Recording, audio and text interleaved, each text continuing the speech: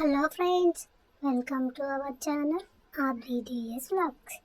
ఈరోజు స్టోరీ వచ్చేసి పిశాచాలు చేసిన సహాయము. అనగనగా అవంతిపురం సమీపం గ్రామంలో ఒక ముసలి అవ్వ మనమడు ఉన్నారు. అవ్వ అమాయకురాలు. ఇరుగు పొరుగు అవ్వకి మాయమాటలు చెప్పి ఉప్పు పప్పు తీసుకెళ్లేవారు. అవ్వను సుఖపెడదామంటే అవ్వ చేసే పనికి మనుమడికి కోపం వచ్చేది.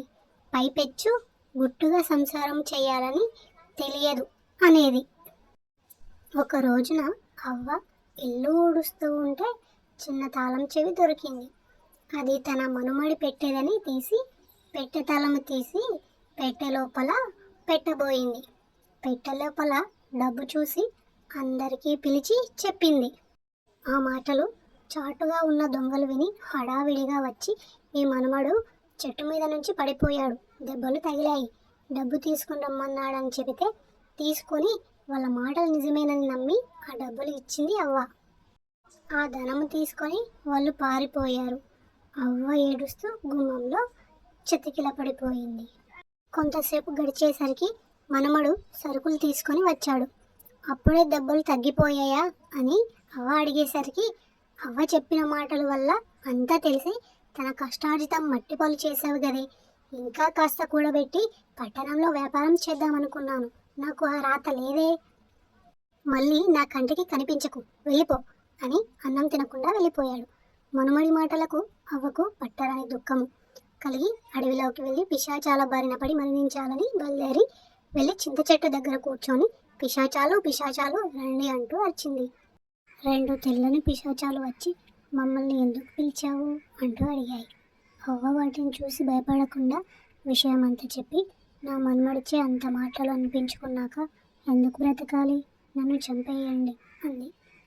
పిశాచాలు అది కుర్రదొంగల పని అని గ్రహించి అవ్వని మనుమడి ధనము నీ చేతికి తిరిగి వస్తే ఇంటికి వెళ్తావా లేక చచ్చిపోతావా అని అడిగాయి. ధనము దొరికితే ఇంటికి వెళ్తానంటే సరే మా వెంటారా అని కుర్ర దొంగల వద్దకు తీసుకువెళ్ళి బయట ఉండమని చెప్పాయి. లోపల అందమైన అమ్మాయిని వాళ్ళిద్దరూ ఏడిపించడం గమనించి ఆ అమ్మాయిలో ప్రవేశించి నేను పిశాచాల పెద్దమ్మ కూతుర్ని, మీ సంగతి చెప్తా అంటూ ఇద్దరిని చావబాదింది. దాంతో వాళ్ళిద్దరూ భయపడిపోయారు. హడలిపోయిన దొంగలతో అవ్వను మోసం చేసి ధనము తీసుకున్నది మీరేనా అని అనగా మేమే అంటూ దొంగలు పారిపోగానే అవ్వ లోపలికి వచ్చింది. అవ్వ నీ డబ్బు తీసుకో అని. ఈ అమ్మాయి మంచిది, సవితి తల్లి బాధలు పట్టలేక వచ్చి వీధి బారిన పడింది, నీ మనమడికి ఇచ్చి వివాహం చేసి సుఖంగా ఉండు అని చెప్పి అదృశ్యమయ్యాయి.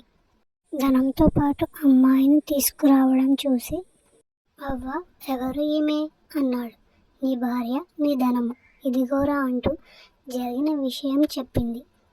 మంచి ముహూర్తం చూసి వారిద్దరికి వివాహం జరిపించింది. వారిద్దరూ సుఖంగా ఉండసాగారు. ఈ స్టోరీ మీకు నచ్చినట్లయితే లైక్ చేయండి, షేర్ చేయండి, సబ్స్క్రైబ్ చేసుకోండి.